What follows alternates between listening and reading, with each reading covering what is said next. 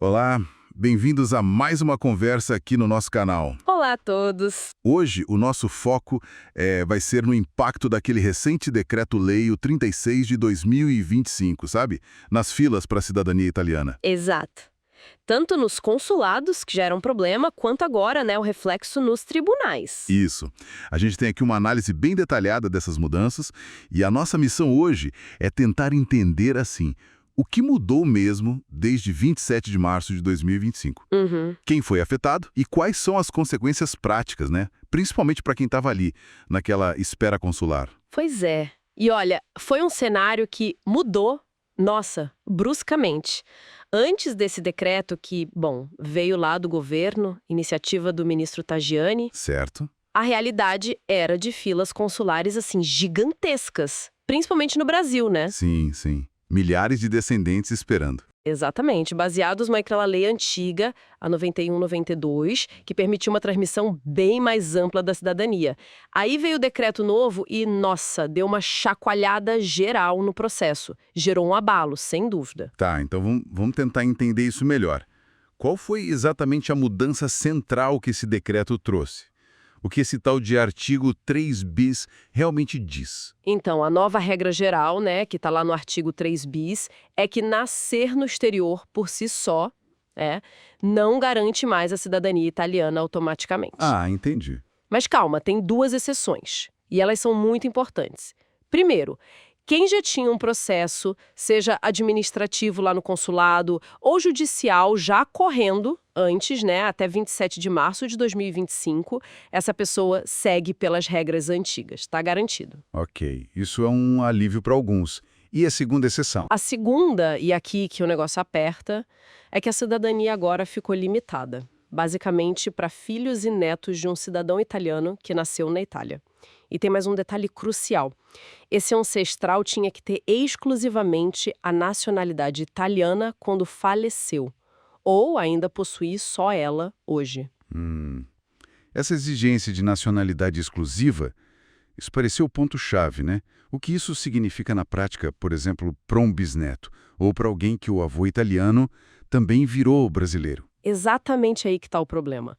A consequência direta é que, a terceira geração em diante, tipo bisnetos, trinetos, pela via administrativa normal, consular, ficou de fora. Nossa! E cria uma barreira enorme para quem tem um ancestral italiano que se naturalizou em outro país, como muitos que vieram para o Brasil, né? Pelo ius soli, direito de solo, se ele adquiriu a cidadania brasileira, mesmo que fosse porque os filhos nasceram aqui, a interpretação literal da nova lei é que ele não tinha exclusivamente a italiana. Entendi. Então, para muitas famílias que contavam com essa via, sabe, a porta do consulado, assim, fechou. E como isso bateu em quem já estava naquela espera enorme dos consulados? Teve uma confusão no início, né? Sobre quem estava salvo. Muita confusão. No começo, a impressão era que só quem já tinha, entregado os documentos fisicamente no consulado é que estava garantido. Ah, sim. Mas depois veio uma emenda, a letra A bis, lá no artigo 3 bis, que deu uma clareada. Ela diz o seguinte: quem tinha um agendamento confirmado pelo sistema do consulado, sabe, aquele e-mail ou comprovante oficial? Sim, o comprovante.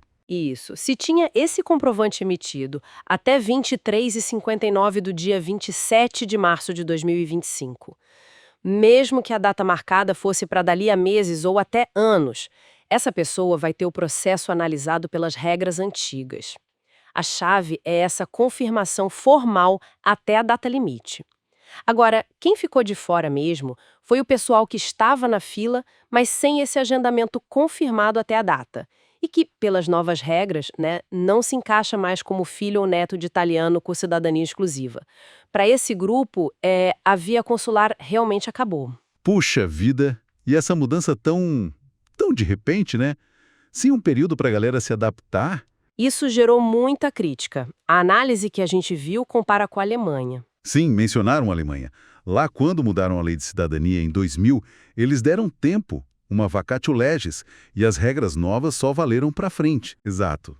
O que levanta o questionamento sério sobre o modo como a Itália fez isso, né? Esse elemento surpresa. Sem dúvida. E é aí que entram os argumentos jurídicos que provavelmente vão ser usados contra o decreto, sabe?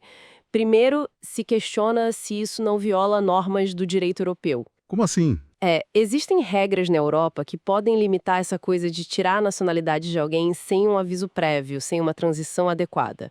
Já teve casos com outros países. Entendi. E, além disso, tem um conflito assim bem aparente com a própria jurisprudência da Corte de Cassazione, que é o Tribunal Superior lá na Itália. Ah, jurisprudência sobre o ius sanguinis? Exatamente. Historicamente, a Cassazione trata o direito à cidadania por sangue como algo fundamental, quase que não se perde com o tempo, sabe?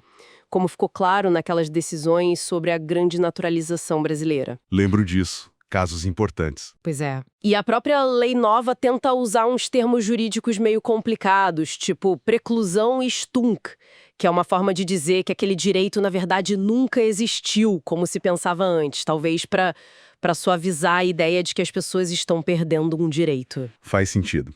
Então, para essa turma que foi, na prática, excluída da via consular por causa dessas regras novas, o caminho que sobra é ir para a justiça. É isso, exatamente. A estratégia principal agora é levar a discussão para os tribunais italianos.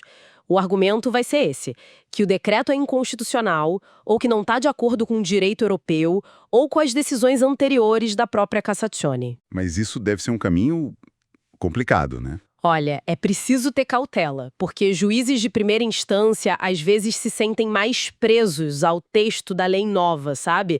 O sistema de precedente lá não é igual ao do Brasil. Então, pode ser que venham decisões iniciais desfavoráveis. E aí tem que recorrer. Isso. Exige recurso para instâncias superiores, pode ser um caminho longo e, claro, com uma certa incerteza. Certo. Então, para a gente amarrar aqui. O decreto mudou as regras do jogo para a cidadania via consulado de forma bem drástica. Teve uma emenda que salvou quem tinha um agendamento confirmado até a data X. Isso, 27 de março. Mas muita gente que estava na expectativa, na fila, sem agendamento, ou que não se encaixa mais nos critérios restritos, ficou de fora. E isso gerou uma incerteza enorme, empurrando a briga toda para os tribunais. É isso. Perfeito. E o pensamento que fica é essa tensão, né? De um lado, você tem uma lei nova, bem restritiva, que parece ter vindo por pressão burocrática, para diminuir fila, custo, enfim. Uhum. E do outro lado, você tem princípios jurídicos muito fortes, já bem estabelecidos, sobre direitos fundamentais, sobre o direito à cidadania por sangue. O resultado dessa disputa nos tribunais italianos é que vai definir o futuro de milhares de descendentes, né? Que viram a situação mudar completamente, assim, da noite para o dia. Com certeza. Uma situação complexa. Bom, muito obrigado por nos acompanhar nesta análise focada aqui nas filas dos consulados e tribunais depois desse Decreto-Lei 36 de 2025. Foi esclarecedor. Eu que agradeço a oportunidade da conversa. E para quem nos ouve, inscreva-se em nosso canal para não perder as próximas discussões e, claro, deixem seus comentários. Queremos saber o que vocês pensam sobre tudo isso. Isso mesmo. Até a próxima, pessoal! Até a próxima.